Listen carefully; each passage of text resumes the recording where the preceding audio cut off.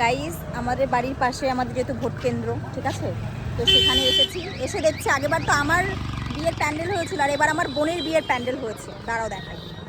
দেখো আমার বোনের বিয়ের প্যান্ডেল হয়েছে। দেখে আসো। আমার বোন ভেতরে গিয়ে সব দেখছে ডেকোরেশন ঠিক আছে কিনা। আসতে কথা এই ডেকোরেশন ঠিক আছে সব। ও দেখতে এলো, কালকে যেহেতু ওর বিয়ে তো ডেকোরেশনটা দেখতে আসলো যে কেমন কি হয়েছে চারিদিকটা। খুব সুন্দর করেছে, কিছু কিছু কাজ বাকি আছে এখনো। কোথায় বসবি?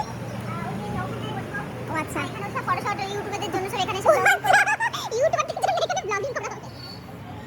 হ্যাঁ এখন অনেক কাজ বাকি আছে, দেখতে পাচ্ছ ফুল চারিদিকে পড়ে রয়েছে। ও আবার যেহেতু গরম পড়েছে, যেহেতু দেখো আমরা ফ্যান কুলার দুটোরই ব্যবস্থা করেছি, সব কুলারের ব্যবস্থা করেছি। আর আমার দিদি এসেছে আমার বোনের বিয়ের প্যান্ডেলের কাজ দেখতে।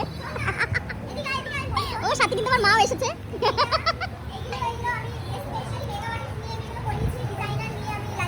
আমার বোনের ও আচ্ছা, এগুলো বাইরে থেকে ডিজাইনার এনে করিয়েছিস? দারুণ হয়েছে, কাজ চারিদিকে খুবই সুন্দর হয়েছে। আচ্ছা এই যে যাই হোক সেলফি জোনও কিন্তু করা হয়েছে, আমি দেখাচ্ছি ওপাশটায় গিয়ে। Red carpet. তোর হাজবেন্ড হেঁটে আসবি, আমি আর আমার হাজবেন্ড আমরা কোথা থেকে ওয়াক করে আসবি সবাই দেখবে। তো গাইস আমরা এখান থেকে ওয়াক করে আসবো।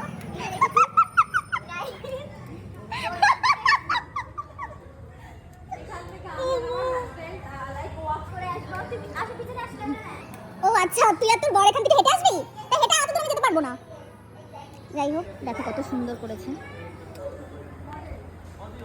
যাই হোক আমরা ভেতরে বেশিক্ষণ থাকতে পারিনি, মানে থাকতে দেয়নি, কারণ এবার তো খুব কড়াকড়ি।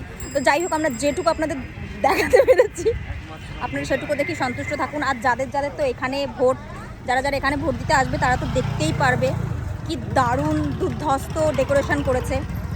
তো এখন বাড়ির দিকে যাচ্ছি, দেখাবে কালকে, কেউ আসবে না। যাই হোক দেখা হচ্ছে কালকে। জয় হিন্দ, জয় ভারত।